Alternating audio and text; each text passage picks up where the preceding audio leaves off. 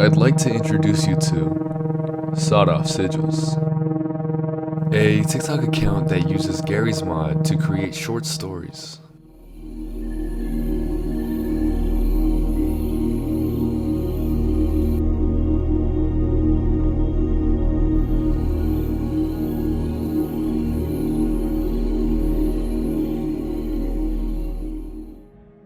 A lot of Sigils' work is set in the era of the Memphis Sigils, such as these ones.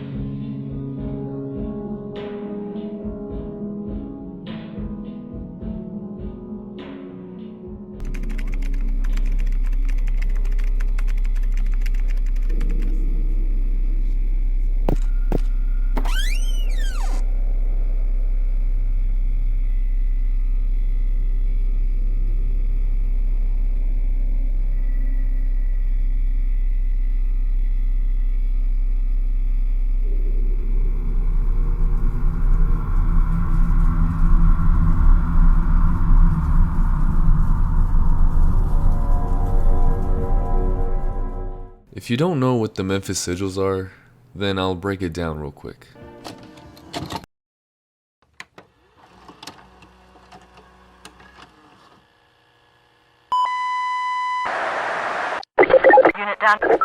The Memphis Sigils is an internet urban legend centered around 90s Memphis underground horrorcore rap.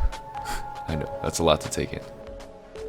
The legend rumors about artists embedding supernatural energies into their tapes. Some stories suggest that these tapes are ritualistically infused from souls of real-life crimes occurring in Memphis during the time. Playing these tapes under certain ritual conditions are said to grant the listener with power, influence, or even luck.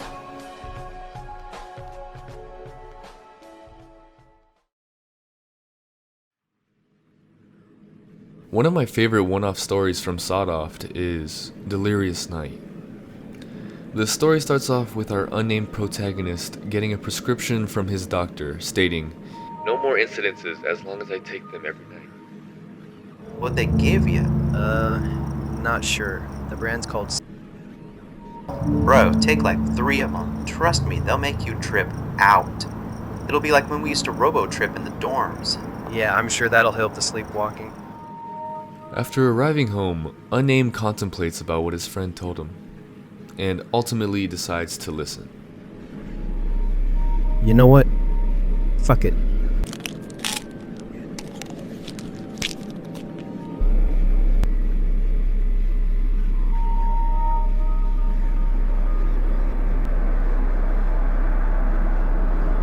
Huh? What the... It'll be like robo-tripping, huh? Jesus. Unnamed realizes where this trip is going and tries to sleep it off. I think it's time to go to bed.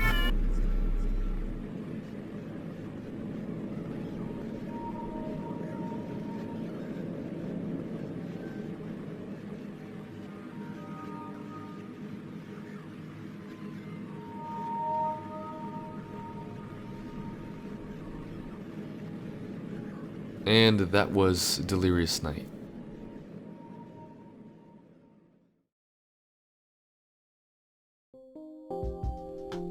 But by far the best and longest series Sigils has created is BEETLE. Now, before we get into BEETLE's series, I'd highly recommend you check out Sigils' page first and experience his works.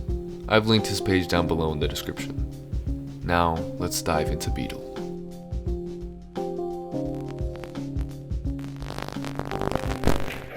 Is that Edwin?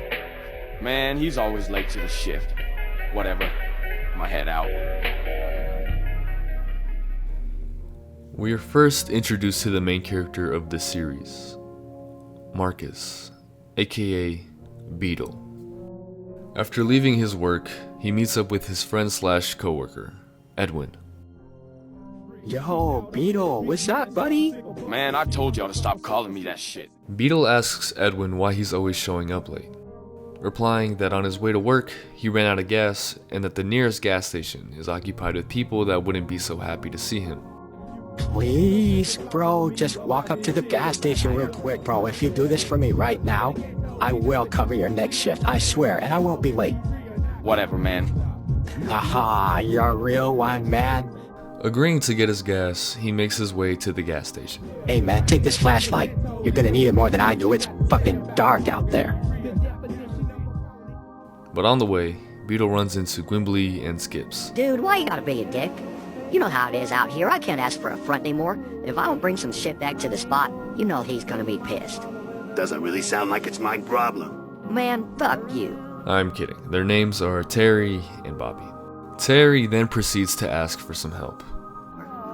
Holy shit, what up, Beetle? Alright, look, man, I'm gonna level with you. I really need a small loan to get back on my feet. You want me to pay off a debt that you got by stealing from some smack dealer? Exactamundos. Yeah, no thanks. Nah, what? Why? Cause why the fuck would I do that? Well, fuck you too, then. You know, Daryl was right about you. Man, Daryl's a psychotic asshole that's been hooked on crank since we got out of high school. Why you... After smartly declining, Beetle arrives at the gas station. Nephew? Man, what are you doing so late out here, man?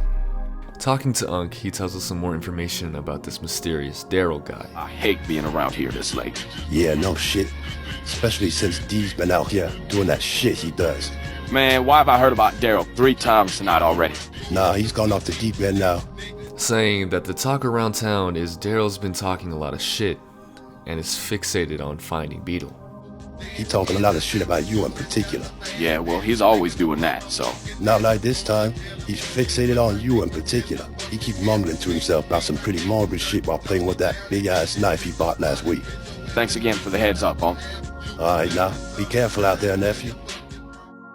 But unknowingly to Beetle, Daryl has been with him the whole time.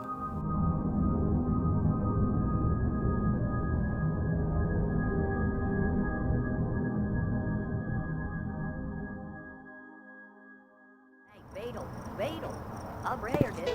Look, I'm sorry about earlier, man. I shouldn't have called you a bookworm. Just come on, please. Yeah, fuck that. I'm going the other way.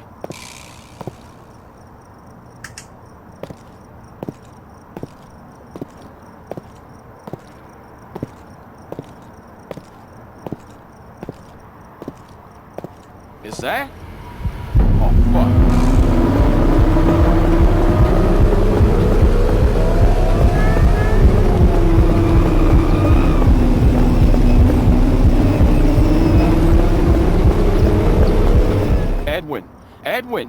Edwin! Oh shit, Edwin! Running back to work, Beetle finds his friend Edwin murdered. You ruined my life, Marcus. Look, we were kids, man. I didn't know it was gonna turn out like that. Shut up.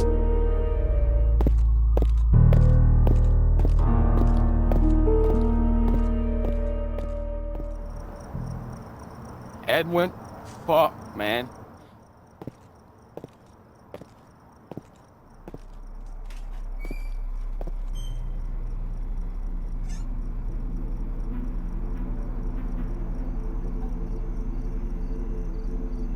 I really love how this series is set out like a video game, with giving us tasks and alternative choices to give us a sense of control, making us feel like we can alter the events of this game.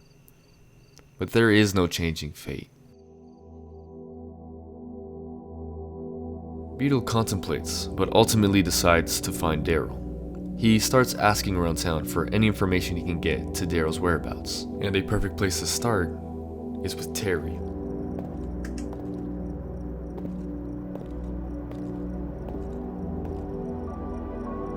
Look, man, I'm in a bit of a situation right now, and I just really need to know where that junkie went. Terry, huh? Look, I really just need to know where he is, because I need to find Daryl. Well, if he isn't with him in some drug den on Center Street, he's probably hanging out at the dive bar where all the tweakers hang out up the street. Big Liquor? That's the one. I really wish he'd stop hanging out there. I mean, all he needs to do is just get his... Marcus? Oh, this can't be good. At Big Liquor, we meet Jerry, where he tells Beetle about Terry's plan. Burnt his pecker. Excuse me. Huh. Hell yeah, he did. Hey! My bad. What do you want, Straps? Man, I'm just looking for Terry, and I was told he's always here. Looks like he left, though. Sorry to bug y'all. Terry? Who the fuck in their right mind would go looking for that son of a bitch? Wait, I know what it is. He duped you into paying his debt for him, didn't he? Oh, I bet he did. You're dumber than rocks, ain't you, buddy? So he was just here, but he left about a quarter till. You just missed him. Did he say where he was going? You know, matter of fact, I think he did. He told us he was gonna break into your house. That weasel tells everybody everything, doesn't he?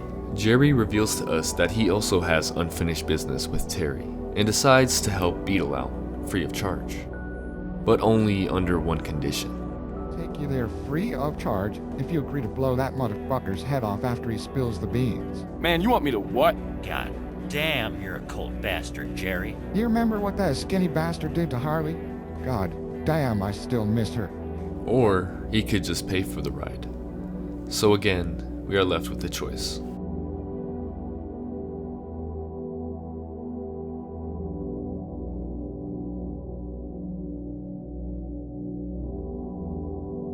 Arriving at Beetle's house, Jerry fills in some lore about why he hates Terry so much. I just want to know why you hate Terry so much. You really want me to tell you, buddy? You wanted me to blow his head off. That ain't no normal disregard for what amounts to an average junkie. Well, does icing a woman for what ends up being enough for a night of fun sound ordinary to you? Huh? A friend's woman? One that he loves? Jesus. Look, you can handle your business however you see fit. But I got my business, alright? And mine comes first. Yeah, well, you paid for the ride, so... If you intend on not killing the guy, look, I'll respect your wishes, alright? But if you want to and you don't want that blood on your hands, you know who to call in. Sure. Thanks, man. Finding his house completely destroyed, Beetle finds Terry and interrogates him at gunpoint. Please put the gun down, man. Edwin is dead. Edwin is dead, and that sick fuck you love so much did it. Not that you'd care. Hell, you might have done it with him for all I know. Me? Kill someone? Dude, you got the wrong guy, man. I mean, I'm just a crackhead, remember? And what about Harley? Hey, how'd you know about... Shit. I want to know where Daryl is. Now. I want to know why he knew I was gone. I want to know why he knew about Edwin. I need you to tell me everything. Fuck, man. Fuck. Even if you don't shoot me here, man, if Daryl finds out, you know what's gonna happen to me? Oh, shit. Okay. I told him about where you work, and I told him about Edwin being your friend. Where is he? Oh, shit, man. He could be anywhere right now, but I know where he usually sleeps at. You're not gonna like it, though. Where? He's past the bridge, downtown. You know, by the homeless camp and that dip by the apartment? Fuck. I know it's stupid for me to say what I'm about to say, but I care about you, dude. You know the type of shit they do down there? All them symbols and candles and needles and torn paper and shit. It's not normal. They ain't just gonna put a hole in you. After Beetle gives Terry over to Jerry, he goes on and tells us more about Daryl's gang. Well, you're telling me what? They're into harvesting people, or sacrificing, or eating people, or some shit? That bum gang goes deeper than you think. Look, I appreciate you calling me in and giving me that cretin back there. I can't get involved with what you're doing. And if you're asking me, I recommend you don't do it. I'm asking if you want to join, but clearly you're not interested. Well, I ain't. But I'd give you a ride tomorrow night if you really need one. The next day comes and there are loud knocks at the door. It's the police.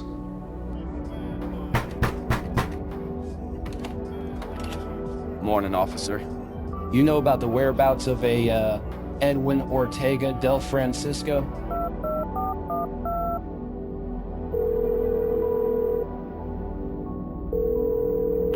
Yellow? The cops came to my place just now. That ain't good. What for? They were asking about my friend, the one that went missing last night. You had a friend that went missing last night? When? We still on for tonight? Yeah, nothing's changed. Good. I'll see you tonight then. You should lay low and avoid police. I told you this stuff goes deep, friend. Yeah, well, maybe we should meet somewhere else tonight then. Pick me up from the church around 10 tonight. Good looking out. Stay safe. Anyways, when I get back from the gas station, I saw Edwin dead on the ground right by his car. Daryl was behind me with the machete, and I really thought he was gonna kill me right then and there, but he just walked away. So I ran off. I didn't even call the police because I knew he was setting me up or some shit. But those damn cops that showed up today, I don't know. Something felt off about that. Because they already know.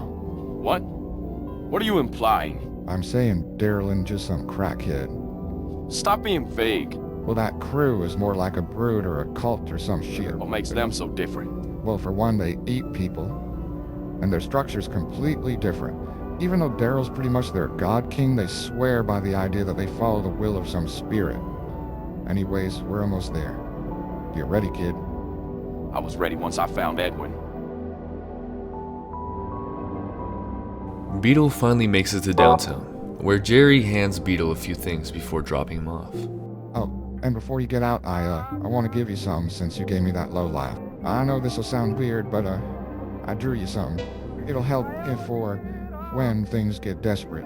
It's well, it'll help. Just trust me. Read what's on the paper out loud and stare into the symbol only when you are in an inescapable situation. I'm serious about that. It's not a toy. He starts asking around town for any information on Daryl. Excuse me, sir? You here to pick up your car? Nah, I just got a couple questions about... About your car? Nah, I don't have a car, I What just... the hell do you want with me then? If you let me finish, I don't want to be involved with whatever you got going on here, buddy. I'm not asking you to... You're not asking me about a car. You're not here to pick up a car. You don't own a car. I'm a mechanic. Fuck off. Man, fuck you too then. Grumpy, grouchy ass. Uh-huh. Keep it pushing, pussy. Without any luck at the mechanic, he tries to talk to the people at the computer repair store, and that's where things get interesting. I was trying to ask a couple questions, is that cool? What you need? You know anyone by the name of Daryl? What your name? Marcus. Come meet Jim back here. You know who you're looking for, sir. Man, what the... You motherfuckers trying to do me in? You a long way out of your neighborhood, ain't you, Beetle? Beetle is then jumped, but then miraculously wins the fight. Man, y'all better walk back in that repair store before I make my face your last memory. Fuck, man, fuck! Holding these two at gunpoint, we find out their names are Kehoe and Jin. Tell him! Tell him! Fine, fuck! And what's this product? People. What are you talking about? Like trafficking? Like human meat? Like what? I didn't get it at first either. No, not human meat, dumbass. You can't get high on meat or blood. It's something else. You just gotta see it yourself. I couldn't explain it with words, and even if I could, it wouldn't matter. A person who isn't crazy already wouldn't believe it. Man, I can never get a straight answer out of anybody.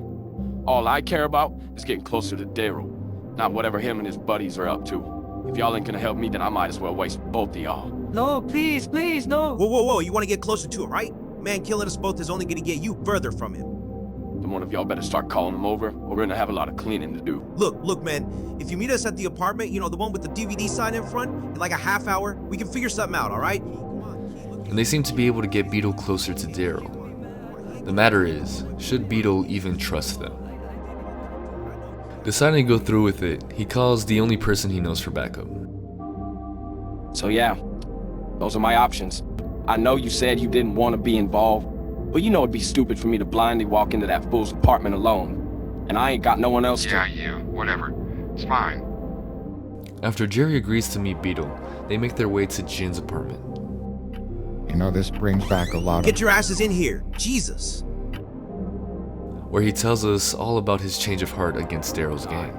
So you want to kill him because he killed your girl or your homeboy or some shit? That's about as much as I know, so that should be good enough for you too. Now tell us, whatever you dragged us here for. Alright, fair's fair. Bro, when you had that gun pointed at me and my little cousin, I realized something.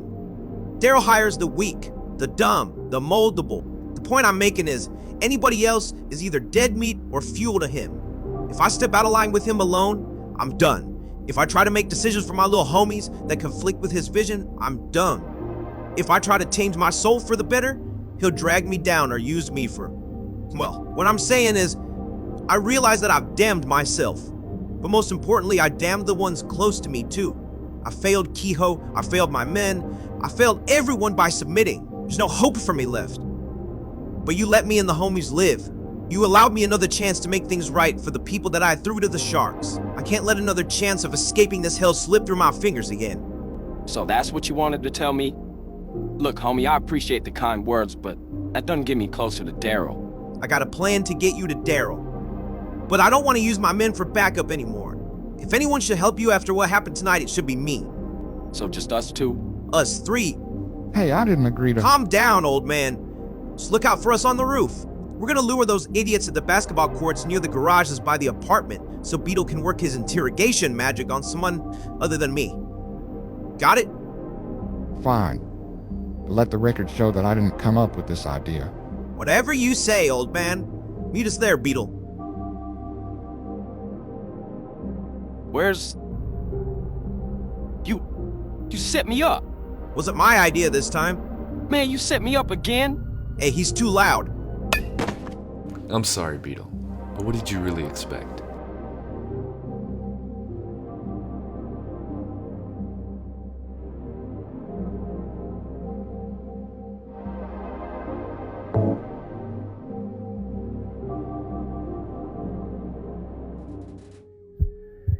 Beetle has been kidnapped and is now being held at some unknown location, where Jerry looms over him. He was in on the Stay whole with thing. me, kid. I still need you. But maybe for other reasons. Things ain't over yet. We still got it. Damn it, kid. I'll see you again. Remember what I... Fuck off.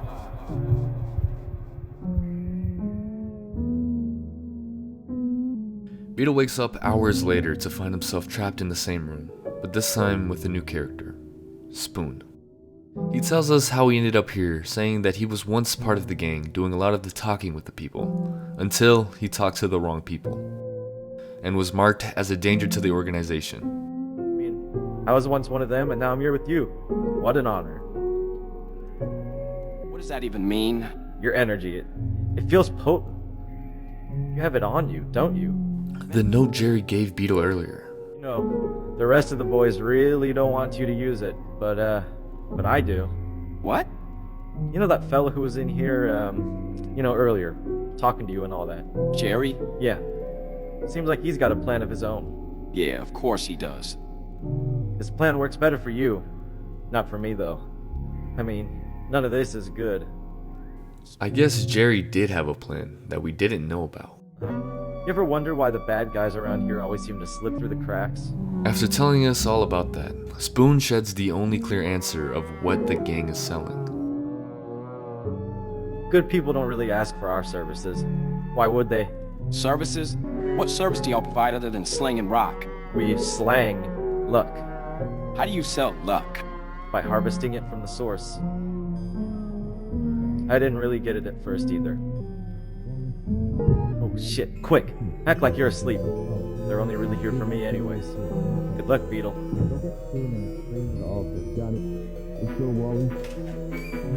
There he is. How you been, Spoon? Yeah. Let's get this over with. Just don't blab too much, all right? Yeah, especially not in front of the mayor. You know how slow we'll take it if you embarrass us again. Oh, I know.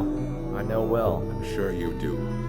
Gabe, read the list already. All right, we got Price, Frederick Weber, Mayor Robert Wilson. Jesus, looks like half the damn police department.